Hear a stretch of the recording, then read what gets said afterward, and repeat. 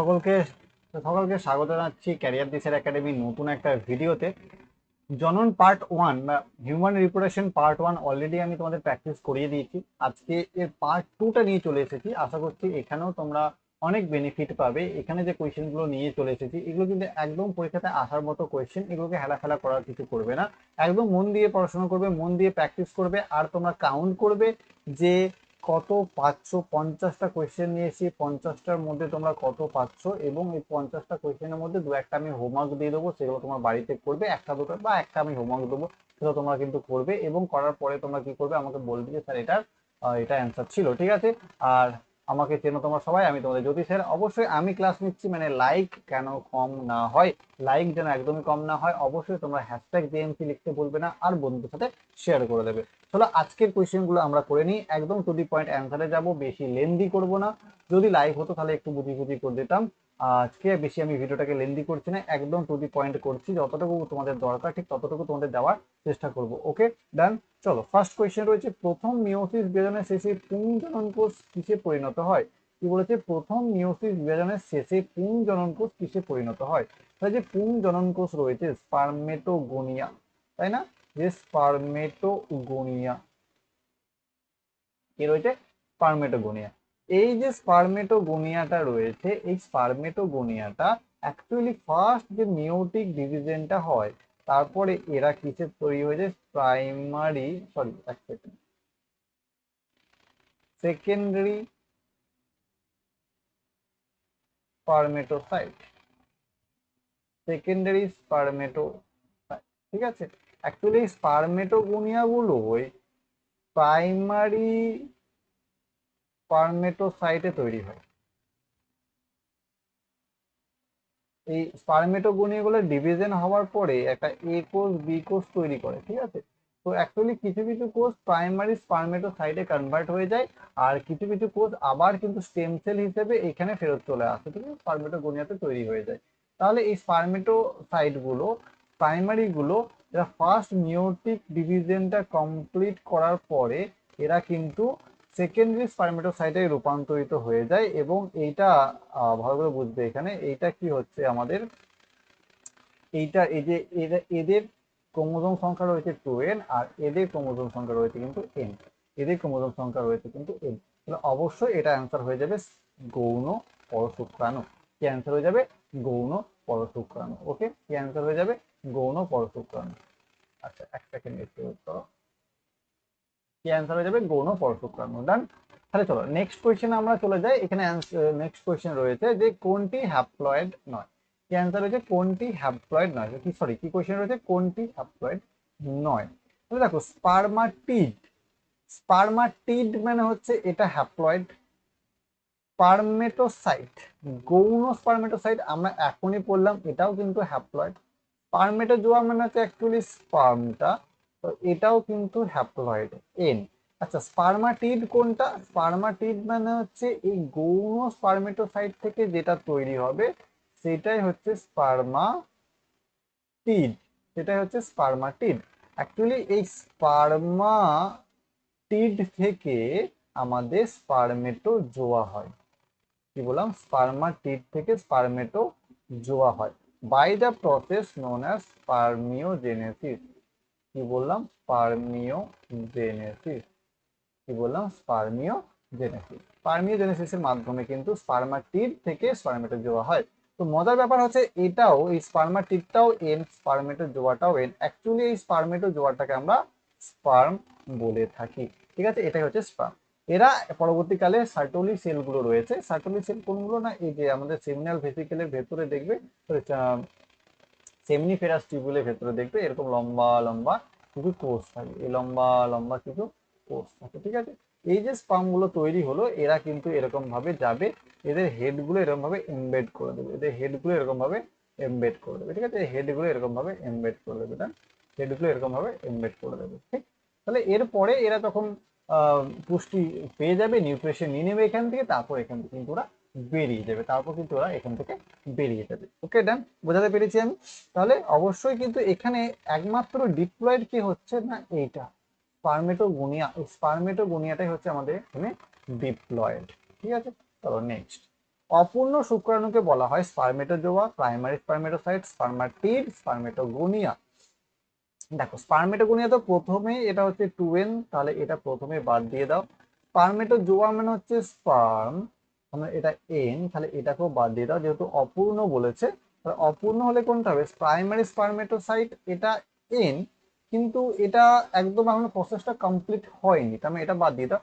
স্পারমাটিড, এটা n, but এখনো কি হচ্ছে, এ আর খানিক ডেভেলপ হবে, এ কিন্তু আরো খানিক ডেভেলপ হবে। এই স্পারমাটিডটা কিসে কনভার্ট হবে? স্পারমেটোজোয়াতে কনভার্ট হবে। কি বলবো? স্পারমেটোজোয়াতে কনভার্ট হবে বাই দ্য প্রসেস অফ স্পারমিওজেনেসিস। ঠিক আছে। আচ্ছা এখানে একটা বলে থাকি, এরা যখন এখানে ডেভেলপ হয়ে যায় তখন এরা কিন্তু বাইরে বেরিয়ে যায়, তখন সেটাকে আমরা বলবো স্পারমিয়েশন। তখন সেটাকে আমরা বলবো স্পারমিয়েশন। ঠিক আছে, তখন সেটাকে আমরা বলবো স্পারমিয়েশন। তাহলে এখানে গোলাবে না যে স্পারমিওজেনেসিস আর স্পারমিয়েশন মানে কি। মনে রাখবে জেনেসিস মানে হচ্ছে তৈরি হওয়া, বায়োলজির ভাষাতে জেনেসিস মানে তৈরি হওয়া, আর লাইসিস মানে ভেঙে যাওয়া। জেনেসিস মানে তৈরি হওয়া, লাইসিস মানে ভেঙে যাওয়া। ঠিক আছে, চলো। শুক্রাণু সচল ও পুষ্টিপ্রাপ্ত হয়। শুক্রাণু সচল ও পুষ্টিপ্রাপ্ত হয় কোথায়? সেমিনাল থলিতে, কার্পাস গ্রন্থিতে, প্রোস্টেট গ্রন্থিতে, না এপিডিডিমিতে। শুক্রাণু কি হচ্ছে যে একদম সচল হচ্ছে এবং পুষ্টিপ্রাপ্ত হচ্ছে। সচল হচ্ছে প্লাস তার সাথে সাথে কিন্তু পুষ্টিপ্রাপ্ত হচ্ছে। তো মনে রাখবে এটা একদম অ্যান্সার হয়ে যাবে কার্পাস গ্রন্থিতে। এখানে কিন্তু আমাদের এটা কি হয় না, কার্পাস গ্রন্থিতে সচল হচ্ছে এবং পুষ্টি। সচল হচ্ছে মানে কি, ও চলার সক্ষমতা ক্ষমতাটা গ্রহণ করছে বা ক্ষমতা পাচ্ছে, সেটা হচ্ছে আমাদের কোথায়? কপাস গ্রন্থিতে হচ্ছে। ঠিক আছে, কপাস গ্রন্থিতে হচ্ছে। আর এইখানে সেমিনাল থলিতে এরা কিন্তু জমা হয়ে থাকছে, সেমিনাল গ্রন্থিতে জমা হয়ে থাকছে। আচ্ছা আচ্ছা, শুক্রাণু পূর্ণতা অর্জন করে। তাহলে দেখো সেমিনাল ভেসিকেলে এরা জমা হয়, এখানে আচ্ছা পোস্টের গ্রন্থিতে বাদ দিয়ে দাও, ভাস ডিফারেন্সে বাদ দিয়ে দাও। আর এরা কিন্তু এপিডিডিবিতে গিয়ে পূর্ণতা অর্জন করে, এপিডিডিবিতে গিয়ে পূর্ণতা অর্জন করছে। ঠিক আছে, এপিডিডিবিতে গিয়ে পূর্ণতা অর্জন করছে। যদি বাই চান্স কিছু সাউন্ডের ইস্যু হচ্ছে অবশ্যই একটু অ্যাডজাস্ট করে নেবে। ঠিক আছে, বুঝতেই পারছো স্টুডিও থেকে পড়াচ্ছি না, তো সাউন্ড ইস্যু হলে একটু অ্যাডজাস্ট করে নেবে আজকের ক্লাস। আচ্ছা, পুষ্টি সংগ্রহের পর সার্টোলি কোষ থেকে শুক্রাণু নির্গমনকে বলা হয়। তাহলে এখন আমি বললাম যে সার্টোলি কোষগুলো থেকে যখন স্পার্ম গুলো রিলিজ হয়, তখন স্পার্ম রিলিজ হয়, স্পার্ম গুলো যখন রিলিজ হয় তখন সেই প্রসেসটাকে আমরা কি বলি? তখন সেই প্রসেসটাকে আমরা বলি স্পারমিয়েশন। তখন সেই প্রসেসটাকে আমরা বলি স্পারমিয়েশন। তাহলে অবশ্যই এটা কি হবে আমাদের, যে স্পারমিয়েশন কারেক্ট অ্যান্সার। স্পারমেটোজেনেসিস হচ্ছে টোটাল যে হোল প্রসেস, যে আমাদের স্পার্ম তৈরি হচ্ছে, শুক্রাণু তৈরি হচ্ছে, সেটা হচ্ছে স্পারমেটোজেনেসিস। আর এগুলো তো স্পারমিওজেনেসিস হচ্ছে আমাদের কি স্পারমাটিড থেকে, কি বললাম, যে স্পারমাটিড থেকে স্পারমেটোজোয়া। ঠিক আছে, ক্লিয়ার হয়েছে? তাহলে অবশ্যই spermiation is the correct answer. Next, অপরিণত শুক্রাণু থেকে পরিণত শুক্রাণু তৈরি হওয়া প্রক্রিয়াকে কি বলা হয়? স্পারমিওজেনেসিস। একটু আগে বললাম স্পারমিওজেনেসিস, টু দি পয়েন্ট অ্যান্সার, আর বেশি ঘাটাচ্ছি না। ঠিক আছে, অ্যান্ট্রাম গহ্বরটি হলো, কি বলছি যে অ্যান্ট্রাম গহ্বরটি হলো, ভালো করে বুঝতে হবে যে অ্যান্ট্রাম গহ্বরটি হলো। দেখো ভালো করে বুঝতে হবে এখানে অ্যান্ট্রামটা কি।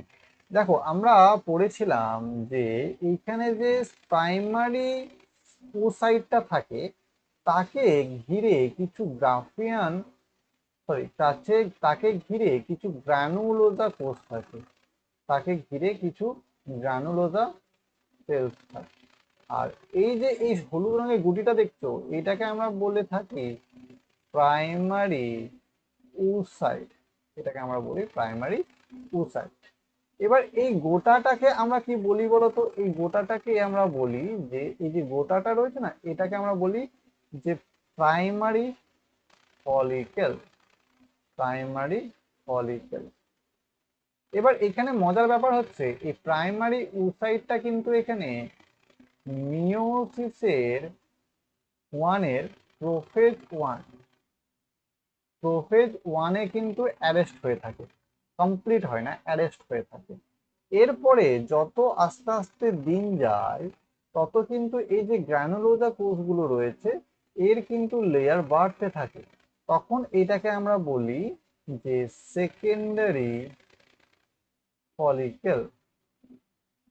তখন এটাকে আমরা বলি সেকেন্ডারি ফলিকেল। কিন্তু এর ভেতরে সেই প্রাইমারি ফলিকেলই আছে, সরি প্রাইমারি উসাইটই আছে। সেকেন্ডারি ফলিকেলের ভেতরে কিন্তু প্রাইমারি উসাইট আছে। ঠিক, এরপরে আরো যত দিন যাচ্ছে আস্তে আস্তে ভালো করে বুঝবে, তত কিন্তু আরো গ্রানুলোসার সেলগুলো এর বাইরে এসে জমা হচ্ছে। যত দিন যাচ্ছে তত কিন্তু আরো এর ভেতরে গ্রানুলোজা কোষগুলো এসে জমা হচ্ছে, সরি এর বাইরে গ্রানুলোজা সেলগুলোতে জমা হচ্ছে, আরো বড় হচ্ছে। তখন এর মধ্যে অ্যাকচুয়ালি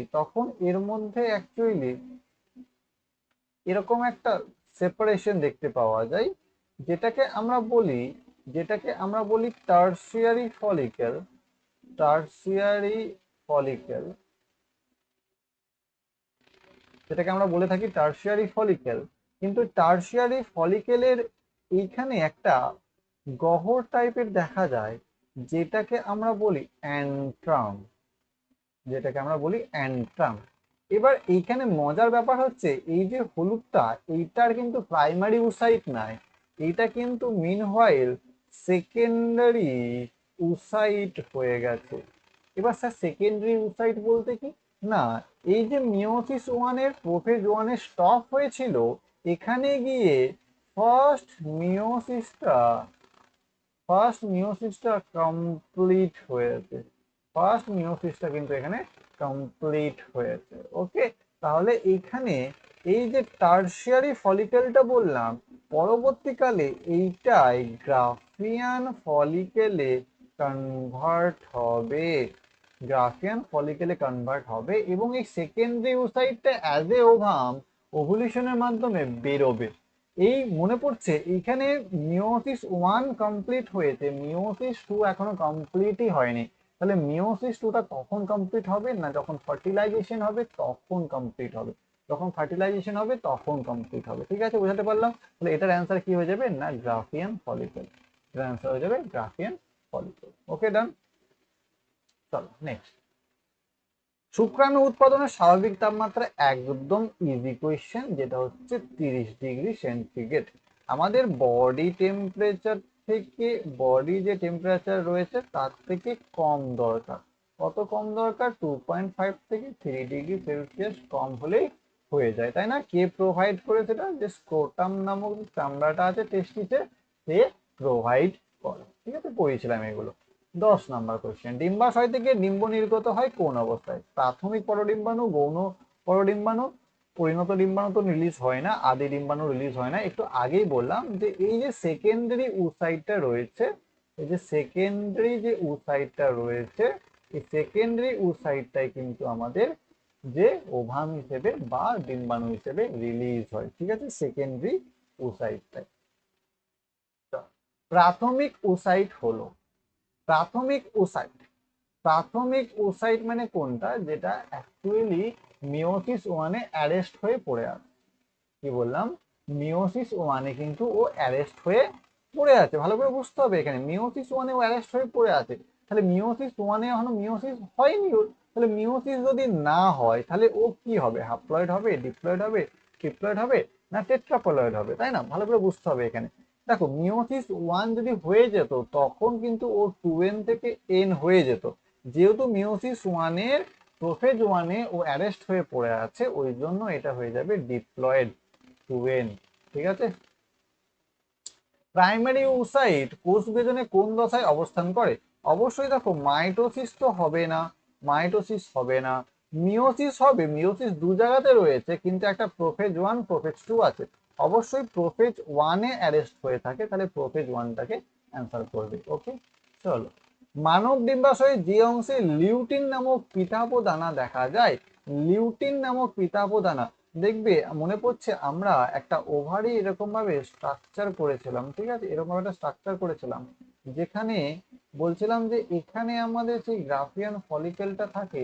যদি গ্রাফিয়ান ফলিকেল, যেখান থেকে আমাদের এই যে ওভামটা এরকম ভাবে রিলিজ হবে, সেকেন্ডারি স্পারমেটোসাইটটা রিলিজ হয়, এবং এই যে গ্রাফিয়ান ফলিকেলটা রয়েছে, এই যে এটা গ্রাফিয়ান ফলিকেল,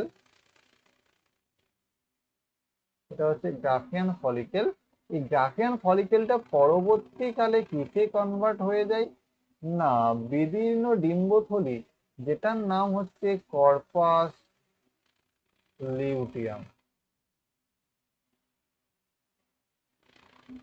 এইটাকে সাহায্য করে তৈরি হতে কোন হরমোন? না লিউটেনাইজিং হরমোন, অর্থাৎ এলএইচ হরমোন। এ কোন হরমোন রিলিজ করে? না প্রোজেস্টেরন। প্রোজেস্টেরন হরমোন রিলিজ করে। এটাকে আমরা আরো কি বলে থাকি? Pregnancy hormone. প্রেগনেন্সি হরমোনও বলে থাকি। প্রেগনেন্সি বা গর্ভাবস্থা বজায় রাখতে বা অমরা গঠনে সাহায্য করছে, প্লাসেন্টা গঠনে সাহায্য করছে। ঠিক আছে, বোঝাতে পারলাম? তাহলে অবশ্যই এখানে অ্যান্সার কি হয়ে যাবে? Corpus luteum. Corpus luteum answer হয়ে যাবে। টিউনিক অ্যালবুজ নিয়ে হবে না, গ্রাফেন ফলিক হবে না, অন্তত আরো হবে না। ঠিক আছে, ক্লিয়ার? চলো নেক্সট। গ্রাফিয়ান ফলিকেলের চূড়ান্ত পরিপক্কতা ও ডিম্বস্ফোটন যার দ্বারা প্ররোচিত হয়। তাহলে গ্রাফিয়ান ফলিকেল আরো ম্যাচিওর কার মাধ্যমে হয়? FSH, LH, progesterone, oestrogen. ধরো এফএসএইচ তো আগে কাজ করে ফেলেছে, তার মানে ও আর কাজ করবে না। আর তারপরে একমাত্র হরমোন পড়ে রয়েছে, সেটা হচ্ছে এলএইচ। তারপরে একমাত্র হরমোন যেটা পড়ে রয়েছে সেটা হচ্ছে এলএইচ। তাই তাহলে লিউটেনাইজিং হরমোন দ্বারা কিন্তু এই গ্রাফিয়ান ফলিকেলটা পরিপক্কতা লাভ করছে। ঠিক আছে, ক্লিয়ার হয়েছে? চলো নেক্সট কোয়েশ্চেন আমাদের। জন্ম থেকে বয়সন্ধি পর্যন্ত ডিম্বাশয়ে কোন কোষটির সংখ্যায় কমতে থাকে? অবশ্যই এটা অ্যান্সার হয়ে যাবে আমাদের কি? Primary follicle. যদি মহিলাদের মধ্যে অ্যাকচুয়ালি দুটো জিনিস দেখা যায়, যে মেনার্ক মানে আরম্ভ হচ্ছে কিসে আরম্ভ হচ্ছে? মাসিক চক্রে আরম্ভ হচ্ছে। আর একটা হচ্ছে মেনোপজ, যেটা হচ্ছে বন্ধ হচ্ছে, শেষ হচ্ছে। তো অ্যাকচুয়ালি কি হয় যে এই মেনার্ক আস্তে আস্তে যতগুলো প্রাইমারি ফলিকেল তৈরি হয়েছিল বার্থের আগে, সেগুলো কিন্তু বয়সন্ধি আস্তে আস্তে সেগুলো আরো কমতে থাকে, আস্তে আস্তে আরো কমে যায়। এবার সেইটাকে আমরা কি বলি? যে primary follicle in number decrease করে গেছে, ইন নাম্বার ডিজেনারেট বা বিনষ্ট হয়ে গেছে, সেটা আনসার হয়ে যাবে প্রাইমারি ফলিকেল। আচ্ছা, ডিম্ব নিঃসরণের সঠিক সময় নির্ধারণ করা যায় আলট্রাসোনোগ্রাফির মাধ্যমে? হ্যাঁ, আলট্রাসোনোগ্রাফির মাধ্যমে হয়। রক্তে ইস্ট্রোজেনের পরিমাণ নির্ধারণ করার? হ্যাঁ, এটাও কিন্তু হতে পারে, এটাও হতে পারে, এটা না হবার কিছু নেই। রক্তে প্রোজেস্টেরন ও এলএইচ এর পরিমাণ নির্ধারণের মাধ্যমে? হ্যাঁ, এটাও কিন্তু হতে পারে। অবশ্যই সবগুলির মাধ্যমে কিন্তু আমরা ডিম্বাণু নিঃসরণের সঠিক সময়টা জানতে পারবো। সেটা ইউএসজির মাধ্যমে হতে পারে, এটা ইউএসজি আলট্রাসোনোগ্রাফি ইউএসজির মাধ্যমে হতে পারে, ইস্ট্রোজেনের পরিমাণ নির্ধারণের মাধ্যমে হতে পারে, আর প্রোজেস্টেরন এলএইচ এর পরিমাণ জানলেও হয়ে যেতে পারে ডায়াগনোসিস। ঠিক আছে, চলো। অ্যান্ট্রাল ফলিকেলের কোন স্তরটি অকোষীয়? কি বললাম? অ্যান্ট্রাল ফলিকেলের কোন স্তরটি অকোষীয়? অকোষীয় বলতে কি বোঝায়? অকোষীয় বলতে দেখো, ভালো করে বুঝতে হবে এখানে, যে নর্মাল অ্যাসেলুলার। ঠিক আছে, অকোষীয়। স্ট্রোমা হবে, গ্রানুলোজা হবে, জোনা পেলুসিড হবে, না থেকা ইন্টারনা? তো থেকা ইন্টারনা কোনো কথা আসেই না এখানে, স্ট্রোমার আরো কথা আসে না। তাহলে অবশ্যই এখানে জোনা পেলুসিডা নাই গ্রানুলোজা, এই দুটোর মধ্যে একটা কনফিউশন থাকছে। তাহলে অবশ্যই যেখানে অ্যান্ট্রাল ফলিকেলের কথা বলেছে, অবশ্যই এখানে তোমার অ্যান্সার হতেই হবে, সেটা হচ্ছে যে জোনা পেলুসিডা। যেটা অ্যান্সার কি হতে হবে? যে জোনা পেলুসিডা হতে হবে অ্যান্সার তোমার। ঠিক আছে, চলো। মানুষের সেকেন্ডারি ওসাইটের ক্রোমোজোম সংখ্যা? সেকেন্ডারি ওসাইট যেটা প্রাইমারি ওসাইট থেকে তৈরি হয়েছে আছে কার মধ্যে? টারশিয়ারি আর গ্রাফিয়ান ফলিকেলের মধ্যে আছে। এবার দেখো ওর মধ্যে ফার্স্ট মিওসিসটা কমপ্লিট হয়ে গেছে, মানে আগে ছিল 46, এখন হয়ে গেছে 23টা। তাই 23টার মধ্যে 22টা হচ্ছে অটোজোম, আর একটা হচ্ছে সেক্স ক্রোমোজোম। যেহেতু মহিলাদের কথা বলেছে, তার মানে যে কোনো একটা না, শুধু এক্সই থাকবে। যদি পুরুষ হতো তখন 22A প্লাস এক্স অথবা ওয়াইটাকে আমরা করতাম। যেহেতু এটা আমাদের আহ, মহিলাদের ক্ষেত্রে বলেছে, তাহলে অবশ্যই আমরা এটাকে কি করবো? 22টা অটোজোম প্লাস এক্স, এটা হয়ে যাবে কারেক্ট অ্যান্সার। ঠিক আছে, 22টা অটোজোম প্লাস। উজেনেসিসে কোন পর্যায়ে প্রথম পোলার বডি তৈরি হয়? কি বলেছে? উজেনেসিসে কোন পর্যায়ে প্রথম পোলার বডি তৈরি হচ্ছে? ঠিক আছে, ভালো করে বুঝবে। যখন এইটা যখন এইটা থাকে আমাদের কি, যে প্রাইমারি ওসাইট, প্রাইমারি ওসাইট, এই প্রাইমারি ওসাইটটায় একটা আনইকুয়াল ডিভিশন করে, যেটা ছোট্ট পোলার বডি তৈরি করে এখানে। আর এই পাশে একটা বড় কি তৈরি করে বলতো? এটা হচ্ছে সেকেন্ডারি ওসাইট, এটা হচ্ছে সেকেন্ডারি ওসাইট। আচ্ছা, এইটাকে আনইকুয়াল ডিভিশন বলা হয়। আনইকুয়াল ডিভিশন অ্যাকচুয়ালি ফার্স্ট মিওসিসটা হয়ে যায়, এই ফার্স্ট মিওসিসে একটা আনইকুয়াল ডিভিশন হয়। জেনারেলি আমাদের একটাই ওভামকে দরকার, ওই জন্য দুটো কোষের ঝামেলাটা রাখতে চায় না, তো একটাকে এরা কি করে দেয়, ডিজেনারেট করে দেয় বা পোলার বডিতে কনভার্ট করে দেয়। ঠিক আছে, তাহলে আমরা প্রথম মিওসিসে কিন্তু একটা পোলার বডি পেয়ে যাচ্ছি, তাহলে অবশ্যই এটা অ্যান্সার হয়ে যাবে পোলার বডি। ঠিক আছে, আচ্ছা এই পোলার বডি কি হয়, এটা বিনষ্ট হয়ে যায়, ডিজেনারেট হয়ে যায়। উজেনেসিস পদ্ধতি যে দশায় মিওসিস কোষ বিভাজন ঘটে, উজেনেসিস পদ্ধতি যে দশায় মিওসিস, উজেনেসিসে কোন পর্যায়ে মিওসিস করছে, বিভাজন দশা, পূর্ণতা প্রাপ্তি দশা, বৃদ্ধি দশা, না ওভুলেশন দশা? ভালো কোয়েশ্চেন। কোন দশাতে অ্যাকচুয়ালি আমাদের যে কোষ বিভাজনটা ঘটছে, ভালো করে বলতে, কোষ বিভাজন, তাহলে অ্যাকচুয়ালি বিভাজন দশাতে হবে না, এরা সংখ্যাতে বাড়ছে। ওভুলেশন দশাতে হবে না, তখন কমপ্লিট হয়ে যাচ্ছে। বৃদ্ধি দশাতে হবে না, তখন ওরা সংখ্যাতেই বাড়ছে। তাহলে পূর্ণতা প্রাপ্তি দশা যখন ও মেন স্টেজের মধ্যে দিয়ে যাচ্ছে, তখন কিন্তু ও নিজের কোষ বিভাজন গুলো ঘটাচ্ছে, সেটা হচ্ছে বি, পূর্ণতা প্রাপ্তি দশাতে ওদের কোষ বিভাজন গুলো ঘটছে। ঠিক আছে, ক্লিয়ার? আচ্ছা নেক্সট কোয়েশ্চেন হচ্ছে আমাদের, যে স্বাভাবিক ক্ষেত্রে একজন প্রাপ্তবয়স্ক মহিলার দেহ থেকে কয়টি ডিম্বাণু হতে পারে? অবশ্যই দেখো, মাসে একটা করে যদি হয়, তার মানে হচ্ছে 12 মাসে 12টা, তাহলে এটা হয়ে যাচ্ছে আমাদের কারেক্ট অ্যান্সার। মনে রাখবে এরকম ভাবে আমরা দুটো ওভারই করেছিলাম, এরকম ভাবে দুটো ওভারই, তাই না, এরকম ভাবে দুটো ওভারই করেছিলাম। এবার এই দুটো ওভারি, একটা মাসে এই ওভারি থেকে এগ রিলিজ হয়, আবার পরের মাসে এই ওভারি থেকে এগ রিলিজ হয়, অল্টারনেটিং ভাবে কিন্তু ওভারি থেকে আমাদের এগুলো রিলিজ হয়, অল্টারনেটিং ভাবে রিলিজ হয়। ঠিক আছে, তো মনে রাখবে যদি একটা ওভারি থেকে বলে তাহলে 6টা হবে, যদি দুটো ওভারি থেকে বলে তাহলে 12টা হবে। ঠিক আছে, শুক্রাণু পুষ্টি প্রদানকারী কোষ হলো লেডিগে কোষ, শুক্রাণু কোষ। আচ্ছা একদম সহজ কোশ্চেন, সেটা হচ্ছে না সার্টোলি কোষ। এরা সার্টোলি, যে সার্টোলি কোষগুলো থাকে এর ভেতরে এরকম করে মাথা ঢুকে দেয়, এর ভেতরে এরকম করে মাথা ঢুকে দেয়, নিয়ে পুষ্টি নারিশমেন্ট করে। ঠিক আছে, কি করে নারিশমেন্ট, কি করে না, এই যে সার্টোলি কোষগুলো করে, কি করে সার্টোলি কোষগুলো করে। ঠিক আছে, নিম্নলিখিত কোনটি শুক্রাণুর মস্তকে থাকে?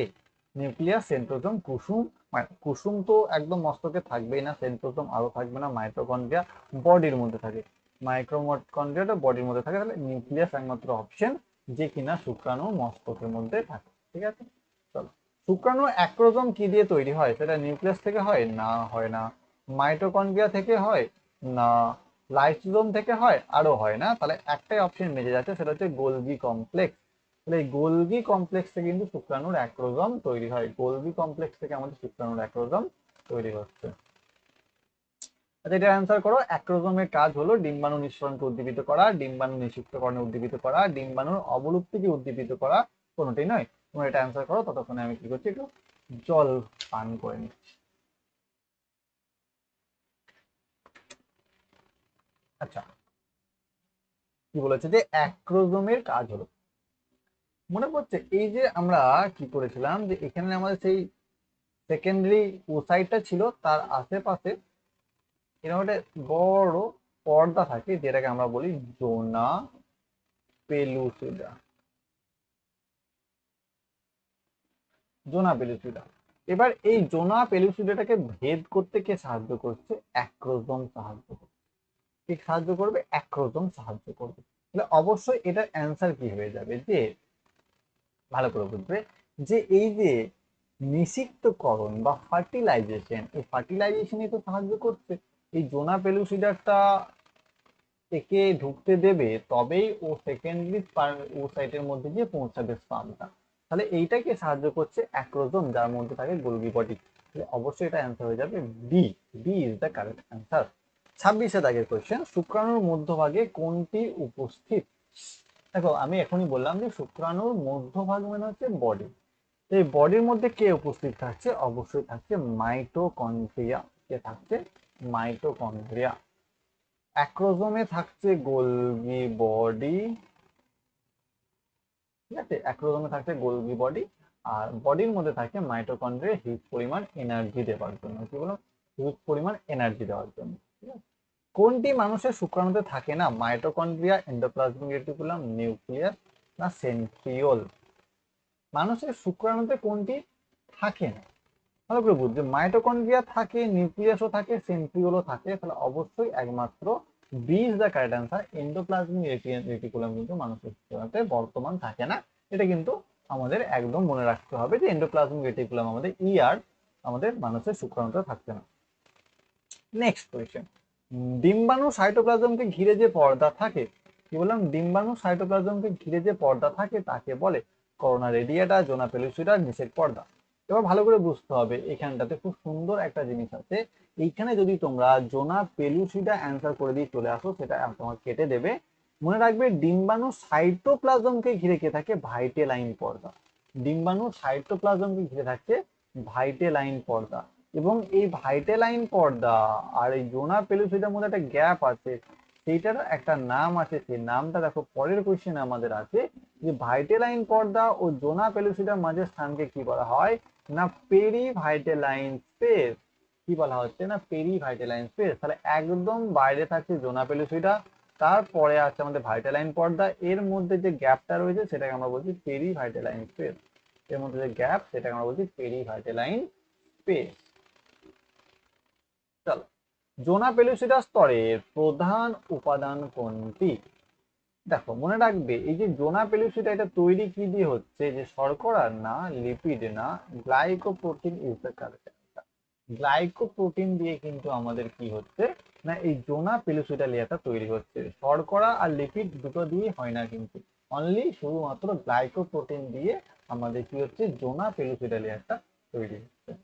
আচ্ছা, জার্মিনাল ভেসিকেল, কি বললাম, জার্মিনাল ভেসিকেল। একদম দেখতে অনেক কঠিন মনে হলে কোয়েশ্চেনটা সোজা। জার্মিনাল ভেসিকেল, আচ্ছা ডিম্বাণু সাইটোপ্লাজম হবে না, ডিম্বাণু মাইটোকন্ড্রিয়া আরো হবে না, কোনোটাই নয়, তো প্রথমে বাদ দিয়ে দাও। তাহলে এইটা কারেক্ট অ্যান্সার হয়ে যাবে যে ডিম্বাণু নিউক্লিয়াস।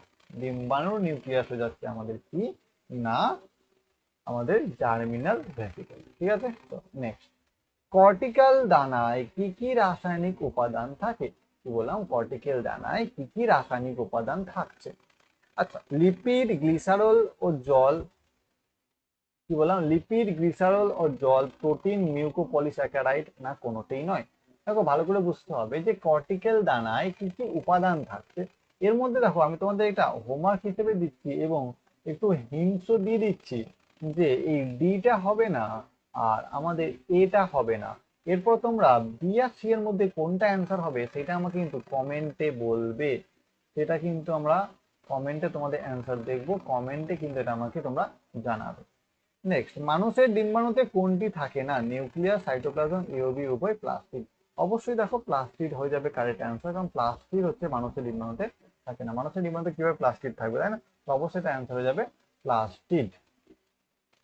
আচ্ছা, স্বল্প কুসুম বিশিষ্ট ডিমকে কি বলা হয়? একদম সোজা জিনিস, স্বল্প ডিম বিশিষ্ট কি? অ্যালিসিথাল মানে কুসুম নেই, কুসুম নেই। ঠিক আছে, পলিলিসিথাল মানে আছে, অনেক আছে, তাই না? অনেক আছে। টেলোলিসিটাল মানে আছে একদম একদম টেলের দিকে আছে, যে কোনো একদিকে শিফটেড আছে কুসুমটা। আর মাইক্রোলিসিটাল, মাইক্রোলিসিটাল মানে হচ্ছে একদম অল্প কুসুম আছে, মাইক্রোলিসিটাল মানে হচ্ছে একদম অল্প কুসুম আছে। ঠিক আছে, আচ্ছা পরের কোয়েশ্চেনটা একটু ইম্পর্টেন্ট, ভালো করে বুঝবে এখানে। পরের কোয়েশ্চেনটা একটু ইম্পর্টেন্ট, যে বলছে মানুষের ডিম্বাণু হলো, কি বলেছে, মানুষের ডিম্বাণু হলো অ্যালিসিথাল, মাইক্রোলিসিথাল, ম্যাক্রোলিসিথাল, মেসোলিসিথাল। মনে রাখবে মানুষের ডিম্বাণু কিন্তু অ্যালিসিথাল, কোনো ধরনের কোনো কুসুম কিন্তু নেই। মানুষের ডিম্বাণু হচ্ছে কিন্তু অ্যালিসিড। ঠিক আছে, ক্লিয়ার হয়েছে? চলো নেক্সট, মেনার্কি সূচিত করে, আমি আগের দিনে পড়িয়েছিলাম, মানে আগের দিন সরি, এই আজকে একটু আগে বললাম যে মেনার্কি কি সূচিত করে। মেনার্কি সূচিত করে রজচক্রের সমাপ্তি? না, মেনার্ক শুরু করে শুরুটা, আরম্ভ। মেনার্ক সূচিত করে আরম্ভ, মেনু পর সূচিত করে শেষ, তার মানে সমাপ্তিটা। তো অবশ্যই এটা কারেক্ট অ্যান্সার হয়ে যাবে যে রজতচক্রের আরম্ভ। রজতচক্রের আরম্ভ হয়ে যাবে কারেক্ট অ্যান্সার একদম। ঠিক আছে, তো স্বাভাবিক রজতচক্রে কোনটি সঠিকভাবে ম্যাচ করে? 5 থেকে 10 দিনে এন্ডোমেট্রিয়াম পুনর্গঠন হওয়া, 5 দিনে ডিম্বাণু নির্গত হওয়া, 11 থেকে 18 দিনে রোপণের জন্য পুষ্টি পদার্থ নিঃসরণ করে, 1 থেকে 15 দিনে প্রজেস্টেরনের পরিমাণ বাড়ায়। তাহলে নর্মাল মেনস্ট্রুয়াল সাইকেলে এর মধ্যে কোনটা তোমাকে মনে হচ্ছে যে একদম সঠিক ইনফরমেশন দিয়েছে? দেখো ভালো করে বুঝতে হবে এই জায়গাটাতে, কোয়েশ্চেনটা খুব ট্রিকি কোয়েশ্চেন আছে। এই যে ধরো এটা হচ্ছে আমাদের সেই আচ্ছা কিভাবে ছবিটা আঁকবো, এরকম ভাবে আঁকবো, ঠিক আছে? এইখানে আছে, এবার এইখানে সেই আমি বলেছিলাম যে এরকম ভাবে সেই এন্ডোমেট্রিয়াম গুলো লাইনিং করে, মনে পড়ছে? এরকম ভাবে সেই এন্ডোমেট্রিয়াম গুলো এরকম ভাবে লাইনিং করে, এবং যখন দেখে যে এখানে কোনো কিছু আসছে না, তখন এরা রাগ করে এরা কিন্তু এই লাইনিং গুলো ভেঙে কিন্তু মেনস্ট্রুয়াল সাইকেলে বেরিয়ে যায়, এন্ডোমেট্রিয়াম লাইনিং গুলো বেরিয়ে যায়। এবার বেরিয়ে যাওয়ার পরে ধরো 1 থেকে 4 নাম্বার দিন অব্দি বেরিয়ে গেল, তারপরে 5 নাম্বার দিন থেকে কিন্তু আবার এরা পরের মাসের জন্য নিজেকে তৈরি করতে থাকে। তাহলে সেটাই হচ্ছে মেন ব্যাপার, 5 থেকে 10 দিন অব্দি এন্ডোমেট্রিয়াম আবার পুনর্গঠিত হয়। এটা হয়ে যাচ্ছে কারেক্ট অ্যান্সার, 5 থেকে 10 দিনের মধ্যে এরা কিন্তু আবার পুনর্গঠন করে। আচ্ছা, রজস্রাব ঘটার কারণ হলো, তাহলে কি বলছে যে রজস্রাব ঘটার কারণ কি হচ্ছে? যে অক্সিটোসিনের মাত্রা হ্রাস, প্রোজেস্টেরনের মাত্রা হ্রাস, এফএসএইচ এর মাত্রা বৃদ্ধি, ইস্ট্রোজেনের মাত্রা বৃদ্ধি। অক্সিটোসিনের কোনো সম্পর্ক এখানে নেই, বাদ দিয়ে দাও। এফএসএইচ এরও কোনো সম্পর্ক নেই, বাদ দাও। ইস্ট্রোজেনও কিছু ব্যাপার এখানে কিছু পড়ে না। প্রোজেস্টেরনের মাত্রা হ্রাস, যখনই প্রোজেস্টেরনের মাত্রা হ্রাস হয়ে যাবে, কেন হ্রাস হয়ে যাবে? যখন দেখছি যে ফার্টিলাইজেশন হচ্ছে না, প্রেগনেন্সির চান্স কম, তখন আর ফালতু নিজের শরীরে ক্ষতি করে কি করবে, বা প্রোজেস্টেরন কষ্ট করে কাজ করে কি করবে, ও কিন্তু ওর ক্ষরণটা কমিয়ে দেবে, বা বলতে পারো ওর মাত্রাটা হ্রাস হয়ে যাবে। ওই জন্য এটাকে আমরা বলি রজস্রাবে ঘটার অন্যতম কারণ হলো প্রোজেস্টেরন হ্রাস। রজত চক্রের প্রলিফারেটিভ ফেজ হলো 6 থেকে 13 দিন, 14 দিন, 15 থেকে 28 দিন, 1 থেকে 5 দিন। আচ্ছা, প্রলিফারেটিভ ফেজ বলতে কি বোঝাচ্ছে ভালো করে বুঝবে তো? প্রলিফারেটিভ ফেজ, আচ্ছা, প্রলিফারেটিভ মানে হচ্ছে যে ওই যে এন্ডোমেট্রিয়াম যে লাইনিং গুলো ছিল সেইগুলো কিন্তু আবার ভালোভাবে তৈরি হচ্ছে, প্রলিফারেটিভ নতুন ভাবে তৈরি হওয়া, তাই না? একটা প্রথমে ওভুলেশন আসবে, দেখবে যে ওভুলেশনটা তো 14 নাম্বার দিনে আমাদের ওভুলেশনটা ঘটছে, তাই না? 1 সেকেন্ড দাঁড়াবে তো একটু, 14 নাম্বার দিনে আমাদের কিন্তু ওভুলেশনটা ঘটছে। তাহলে এখানে ভালো করে বুঝতে হবে যে প্রলিফারেটিভ দশা মানে ওই যে এন্ডোমেট্রিয়ামের যে লাইনিং গুলো ছিল সেইগুলো কিন্তু আবার নতুন ভাবে তৈরি হওয়া, সেটা কোথায় হচ্ছে? 6 থেকে 13 নাম্বার দিনের মধ্যে আমাদের ঘটছে। দিনগুলো একটু এদিক ওদিক খটোমটো থাকে, বাট মেন জিনিসটা বুঝলেই কিন্তু হয়ে যায়, ঠিক আছে? তো বাদ বাকি দিনগুলো আবার অন্যান্য ফেজ আসবে, বাট অ্যাকচুয়ালি এন্ডোমেট্রিয়ামের লাইনিং গুলো কিন্তু আবার ওই আস্তে আস্তে নতুন ভাবে তৈরি করতে শুরু করে দেয় 6 নাম্বার দিন থেকে, বা 5 নাম্বার দিন থেকে হয়ে। মানব দেহে রজতচক্রের যে চক্র 7 থেকে 8 দিন স্থায়ী হয় সেটি হলো ডিম্বথলীয় দশা, নিরাময় ক্রমবর্ধমানশীল দশা, লিউটিয়াল দশা, রজস্রাবীয় দশা। রজস্রাবীয় 7 থেকে 8 দিন থাকে না, ডিম্বথলীয় দশাও 7 থেকে 8 দিন থাকে না, লিউটিয়াল দশাও থাকে না। তাহলে একদম কারেক্ট অ্যান্সার হয়ে যাচ্ছে নিরাময় ও ক্রমবর্ধনশীল দশা। একদম নতুন ভাবে তৈরি হওয়া, নতুন ভাবে নতুন কিছু তৈরি হচ্ছে, সেটাকে নিরাময় বলছি আমরা। সেটাকে আমরা একদম বেশি দিন অবধি বা 7 থেকে 8 দিন স্থায়ী হতে পারে, সেটা হচ্ছে নিরাময় ও বর্ধমানশীল দশা। ঠিক আছে, ক্লিয়ার হচ্ছে আস্তে আস্তে, আশা করছি বোঝাতে পারছি আমি। একদম টু দি পয়েন্ট আমরা অ্যান্সার করার চেষ্টা করছি সবসময়, ঠিক আছে? বিশাল ডিটেলসে যাওয়ার চেষ্টা করছি না, কারণ সেটা গেলে তোমাদের অনেক সময় নষ্ট হবে। আর এই সময়ে তোমাদের এমসিকিউ প্র্যাকটিসটা ঝাঁটাঝাট ঝাঁটাঝাট কুইক রিভিশনের মতো করতে হবে। তো বেস্ট হবে তোমরা কি করবে, যে এইটাকে কিন্তু একদম ভালোভাবে প্র্যাকটিস করবে, একদম কোথাও ঢিলেমি দেবে না, ওকে? আর বাকি তো অ্যাপে থাকলে আমি অ্যাপে তোমাদের অবশ্যই ক্লাসগুলো নিয়ে নেবো, সেখানে কিন্তু আমি তোমাদের আরো আরো কোশ্চেনগুলো প্র্যাকটিস করাবো। জাস্ট ইউটিউবে যেগুলো দেওয়া হচ্ছে সেগুলো তোমরা অবশ্যই করে নাও। আমি বারবার বলে আসছি সাউন্ড ভিডিও একটু অসুবিধা হতে পারে, তো অবশ্যই সেগুলোকে একটু ইগনোর করার চেষ্টা করো, পরবর্তীকালে আবার আস্তে আস্তে সব সাউন্ড সাউন্ড ঠিক হয়ে যাবে, ঠিক আছে? আমি স্টুডিও থেকে ক্লাস নেবো, তখন কিন্তু তোমাদের সমস্ত সাউন্ড ক্লিয়ার হয়ে যাবে, তাই না? চল, যে মাসিক রজচক্রে কোন দশায় এলএইচ সার্জ হয়? এলএইচ সার্জ বলতে কি, দেখবি যখন আমরা মেনস্ট্রুয়াল সাইকেলে কোনো গ্রাফ আঁকবো তখন দেখবি ঠিক এরকম ভাবে একটা পিক উঠে যায়।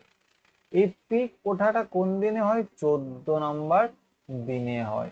দেন এইটাকে আমরা কি বলি না, এলএইচ সার্চ বলি, মানে ব্লাডের মধ্যে এলএইচ এর পরিমাণ অনেকটা বেশি হয়ে যায়, এলএইচ এর পরিমাণ অনেকটা বেশি হয়ে যায়, ঠিক আছে? তখন সেটা আমার কি বলছে, এলএইচ আর কোন দশাতে হচ্ছে। তাহলে অবশ্যই আমাদের দেখো মেনস্ট্রুয়াল দশা হচ্ছে না প্রলিফারেটিভ দশা হচ্ছে, প্রলিফারেটিভ দশাটা অন্তিমকালে হচ্ছে না মাসিক চক্রের মধ্য দশায় হচ্ছে। তাহলে অবশ্যই এটা আমাদের কি অ্যান্সার হয়ে যাবে, এই 14 নম্বর দিনটা অ্যাকচুয়ালি 28 নম্বর অব্দি আমাদের টোটাল যে মেনস্ট্রুয়াল সাইকেলের ডে তার মধ্যে 14 নম্বরটা হচ্ছে হাফ, মানে হচ্ছে মধ্য দশায়। তাহলে মাসিক চক্রের মধ্য দশায় কিন্তু এটা ঘটছে, কি হচ্ছে মাসিক চক্রের মধ্য দশায় কিন্তু এটা ঘটছে। ওকে ডান। চলো নেক্সট, রজস্রাবের কোন দশায় ইস্ট্রোজেন বেশি ক্ষরিত হয়? তো বলছে রজস্রাবে কোন দশায় ইস্ট্রোজেন বেশি ক্ষরিত হয়। আচ্ছা ইস্ট্রোজেন কেন বেশি ক্ষরিত হবে, ভালো করে বুঝতে হবে। ইস্ট্রোজেন কখন ক্ষরিত হবে না, যখন ডিম্বাণু নিঃসরণ দশা আসবে। প্রলিফেরেটিভ দশাতে এন্ডোমেট্রিয়াম গুলো লাইনিং গুলো তৈরি হবে, এর কোনো কাজই নেই। প্রাক রাজস্ব প্রাক রজস্রাবীয় দশা, এখানেও কোনো দরকার নেই। আগে রজস্রাবীয় দশাতেও দরকার নাই ইস্ট্রোজেন। ইস্ট্রোজেন একমাত্র ডিম্বাণু নিঃসরণের সময় দরকার। ইস্ট্রোজেন কোথা থেকে রিলিজ হয়, গ্রাফিয়ান ফলিকেল থেকে রিলিজ হয়। প্রোজেস্টেরন কোথা থেকে রিলিজ হয় না, কর্পাস লুটিয়াম থেকে রিলিজ হয়। ওকে, রজতচক্রের প্রথম দিন থেকে শুরু করে কততম দিনে গিয়ে একজন মহিলার গর্ভবতী হওয়ার সম্ভাবনা সব থেকে বেশি থাকে? তাহলে অবশ্যই 14 নম্বর দিন ইজ দ্য কারেক্ট অ্যান্সার, কারণ 14 নম্বর দিনে আমাদের ওভাম রিলিজ হয়। 14 নম্বর দিনে কিন্তু আমাদের ওভামটা রিলিজ হয়। ঠিক আছে, 14 নম্বর দিনে আমাদের কি হচ্ছে যে ওভামটা রিলিজ হচ্ছে। ঠিক আছে, এই কোশ্চেনটা একটু এদিকে আছে, এই করে নিই। যন্ত্রণাদায়ক রজস্রাবকে বলে অ্যামেনোরিয়া, অলিগোমেনোরিয়া, মেনোরাজিয়া, ডিসমেনোরিয়া। তো এটা একদম মনে রাখবে, সেটা হচ্ছে dysmenorrhoea is the correct answer. Dysmenorrhoea হয়ে যাচ্ছে তোমাদের একদম সঠিক অ্যান্সার। এটা তোমাদের মাইন্ডে ক্লিক করে নিতে হবে, যদি দরকার পড়ে এরকম ভাবে স্ক্রু দিয়ে মাথাটাকে খুলবে, এটাকে ঢোকাবে, দেন স্ক্রুটাকে আবার বন্ধ করে দেবে। ঠিক আছে, এটা হচ্ছে আমাদের ডিসমেনোরিয়া।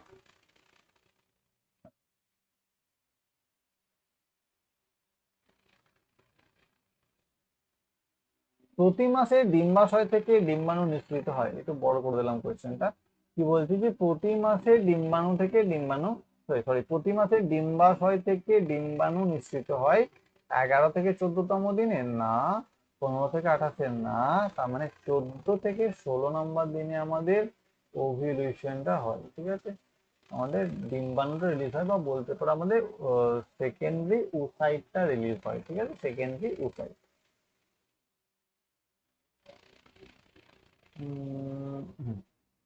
বলেছে 45 বছর পর স্ত্রীলোকের জনন ক্ষমতা লোপ পাওয়াকে কি বলা হয়? স্যার আপনি বলেছিলেন যে স্যার মেনোপজ বলা হয়। হ্যাঁ মেনোপজ বলা হয় তো, কিন্তু স্যার অপশনে তো কোথাও মেনোপজ নেই। তাহলে কি হবে স্যার, না রজনিবৃত্তি, রজনিবৃত্তিটাকে বলা হচ্ছে মেনোপজ, এটাকে বলা হচ্ছে মেনোপজ। ঠিক আছে, তাহলে 46 নম্বর কোয়েশ্চেন অব্দি আমরা চলে এলাম এত তাড়াতাড়ির মধ্যে। চলো আমরা এবার করি 47 নম্বর কোয়েশ্চেন। রজনিবৃত্তি বা মেনোপজ অবস্থায় নিচের কোনটি বেশি পরিমাণে মূত্রের মাধ্যমে রেচিত হয়? তাহলে অ্যাকচুয়ালি যে মেনোপজ হয়ে যাচ্ছে তখন তার মানে আর কোনো ওভাম ওদের তৈরি হবে না, তার মানে কোন হরমোনটা একদমই লাগবে না, FSH ফলিক্যাল স্টিমুলেটিং হরমোন আর লাগবে না, তাহলে সেইটা আমাদের শরীর থেকে বেরিয়ে যাবে। যেটা তার শরীর থেকে বেরিয়ে যাবে আর তো তাতেই লাগছে না, তার মানে মেলানোসাইট স্টিমুলেটিং হরমোন লাগবে না। সোমাটোট্রপিক হরমোন তো বাদ দাও, শরীরের ক্ষেত্রে সবসময় লাগে। আর এলএইচ তো আরো দরকার হবে না, তার মানে এফএসএইচ হচ্ছে আমাদের একমাত্র হরমোন যেটা আমাদের কি না মেনোপজের সময় শরীর থেকে বেরিয়ে যায়। আচ্ছা বলছে ইস্ট্রাস চক্র ঘটে সব স্তন্যপায়ীদের, সব স্তন্যপায়ী স্ত্রীদের, শুধুমাত্র স্তন্যপায়ীদের স্ত্রীলোকদের প্রাইমেট ছাড়া অন্য স্তন্যপায়ীদের মধ্যেও ঘটে। ভালো করে বুঝবে যে এই প্রাইমেট ছাড়া অন্য কোনো স্তন্যপায়ীদের মধ্যে ঘটে সেটা ইস্ট্রাস সাইকেল বলা হয়। যেটা মানুষের ক্ষেত্রে মেনস্ট্রুয়াল সাইকেল বলা হচ্ছে, সেটা কিন্তু এদের ক্ষেত্রে ইস্ট্রাস সাইকেল বলা হয়। কি বলা হয়, ইস্ট্রাস। খরগোশ, মানুষ ও অন্যান্য প্লাসেন্টা বিশিষ্ট স্তন্যপায়ী প্রাণীদের ক্ষেত্রে ডিম্বাণু নিষেক কোথায় ঘটে? তাহলে আমরা এরকম ভাবে ঠিক যে ছবিটা তুলেছিলাম, ছবিটা তুলেছিলাম মানে কি আমার এরকম ভাবে, এবার আমি ভুল এঁকে দিলাম, ঠিক এরকম ভাবে, এরকম ভাবে করেছিলাম তাই না? তো এইগুলোকে আমরা ফিমব্রি বলছিলাম, এটাকে ইনফান্ডিবুলাম বলছিলাম, এটাকে অ্যাম্পুলা বলছিলাম, এটাকে ইসথেমাস বলছিলাম তাই না? তার তিনটে পার্ট, ইনফান্ডিবুলাম,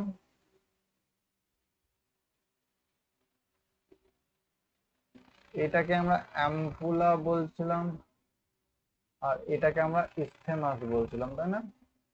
আর এখানে যে আমাদের ওভারিটা ছিল, এরকম ওভারি হয় না, গোল রকম হয়, আর এইগুলোকে আমরা ফিমব্রি বলছিলাম তাই না? এবার যখন ওভামটা রিলিজ হচ্ছে তখন এখানে রিলিজ হচ্ছে এবং এখানে এসে স্পামটা ফার্টিলাইজেশন হচ্ছে। অ্যাকচুয়ালি ফ্যালোপিয়ান টিউবের মধ্যে আমাদের ফার্টিলাইজেশনটা বা জাইগোট মেকিংটা হয়ে থাকে। তাহলে ফার্টিলাইজেশন আর জাইগোট মেকিংটা কোথায় হচ্ছে? না আমাদের ফ্যালোপিয়ান টিউবে হচ্ছে। তাই ফ্যালোপিয়ান টিউবের বাংলা হচ্ছে ডিম্ব নালী। Fallopian tube, fallopian tube. ঠিক আছে, আজকে লাস্ট কোয়েশ্চেন। সাধারণত ডিম্বাণু নিষিক্তকরণ কোথায় হয়? একদম এখনই পড়ালাম, সেটা হচ্ছে ফ্যালোপিয়ান নালী। এখনই পড়ালাম, সেটা হচ্ছে ফ্যালোপিয়ান নালী। তাহলে অবশ্যই আশা করছি তোমাদের ক্লাস খুব ভালো লেগেছে। খুব অল্প সময়ের মধ্যে অনেকগুলো কোশ্চেন তোমাদেরকে করে দিলাম। পরবর্তীকালে আরো অনেক অনেক কোশ্চেন নিয়ে আসবো, সেগুলো আরো ডিসকাশন করব। আজকের জন্য এটুকুই ছিল। অবশ্যই তোমরা কিন্তু এনজয় করবে, আর এনজয় করে কি করবে, নিজেদের পড়াশোনাটা অবশ্যই করবে। আর এখানেই আজকে আমরা ক্লাসটাকে এন্ড করলাম। আশা করছি তোমাদের পছন্দ হয়েছে। লাইক যারা যারা করনি তাদের প্রতি কিন্তু খুব রেগে যাব। অবশ্যই লাইক করবে ভিডিওটাকে, বন্ধুদের সাথে শেয়ার করবে, আর কি করবে তার সাথে সাথে হ্যাশট্যাগ জেএমসি, আর যেটা হোমওয়ার্ক দিয়েছি সেটা কিন্তু তোমরা অবশ্যই লিখতে ভুলবে না। হোমওয়ার্কটা কিন্তু মেন জিনিস, তোমরা কিন্তু কমেন্টে হোমওয়ার্কটাকে ভালো করে করবে। ঠিক আছে, হোমওয়ার্কটাকে করবে, হোমওয়ার্কটাকে করার পরে তোমরা কি করবে, কমেন্ট বক্সে তোমরা জানাবে। ঠিক আছে, তো চলো আজকের জন্য এটুকুই ছিল। ততক্ষণ যেন সুস্থ থাকো, ভালো থাকো, ভালো করে প্রিপারেশন নিজেদের নিতে থাকো। ঠিক আছে।